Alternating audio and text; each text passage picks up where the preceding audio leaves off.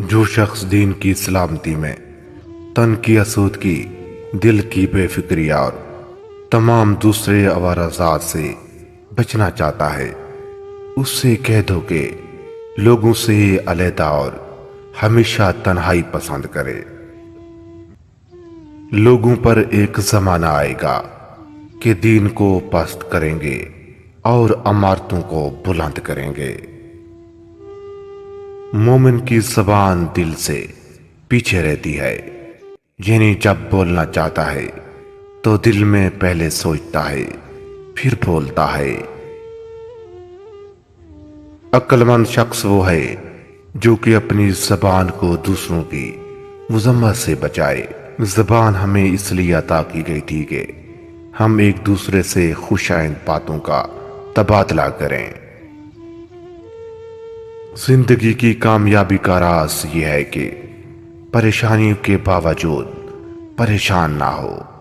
یہ پریشانیاں انسان کو مضبوط بنانے کے لیے آتی ہیں۔ اگر آپ پریشانیوں میں پریشان ہو جائیں گے تو پریشانی آپ پر حاوی ہو جائے گی۔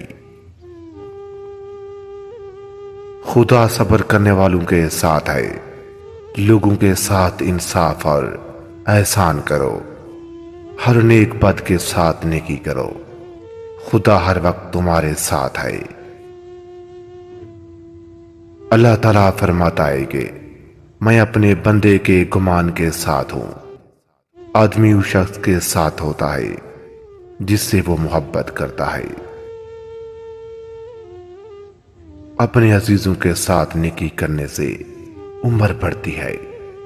جو کچھ تم چاہتے ہو کہ لوگ تمہارے ساتھ کریں، وہی تم ان کے ساتھ کرو۔ برا آدمی کسی کے ساتھ نیک گمان نہیں رکھ سکتا۔ کسی دوسرے کے گرنے پر خوش مت ہو کہ کیا معلوم کل تیرے ساتھ کیا ہو۔ کوئی انسان اگر کوئی درخت لگائے یا کھیتی بوئے، اگر اس سے کوئی پرندہ کھا لیتا ہے تو اس کے لیے صدقہ جاریہ ہے، اللہ تعالیٰ اس کا اجر بہت ہی زیادہ دے گا۔ اس شخص پر بھروسہ کرو جو مشکل وقت میں تمہارے کام آیا ہو، کیونکہ ایسا شخص لاکھوں میں ایک ہے۔ جب انسان اپنے ماں باپ کے لیے دعا کرنا چھوڑ دیتا ہے تو اس کا رزق روک لیا جاتا ہے۔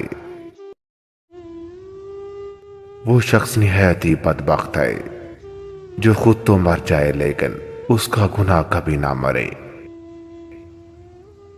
گناہ میں لذت ضرور ہے لیکن سکون نہیں۔ گناہ کا موقع نہ ملنا بھی اللہ تعالیٰ کی رحمتوں میں سے ایک رحمت ہے۔ انسان کی فطرت ہے کہ انسان کی دو بار قدر کرتا ہے، نمبر 1 ملنے سے پہلے، نمبر 2 کھو دینے کے بعد۔ جو تم چاہتی ہو اس کو پانے کی خواہش کبھی نہ کرنا، چاہے کوئی چیز ہو یا انسان۔ جب وہ تمہارے پاس آئے گی تو اپنا روپ کھو دے گی۔ وہ مرد شادی کے لیے مناسب نہیں جس کے اندر یہ 3 چیزیں پائی جائیں۔ نمبر 1 وہ غیر ذمہ دار ہو، نمبر 2 وہ عمر میں چھوٹا ہو یعنی کم سن، نمبر 3 اس کی قوت برداشت کم ہو اور بات بات پہ جھگڑا کرنے لگ جائے۔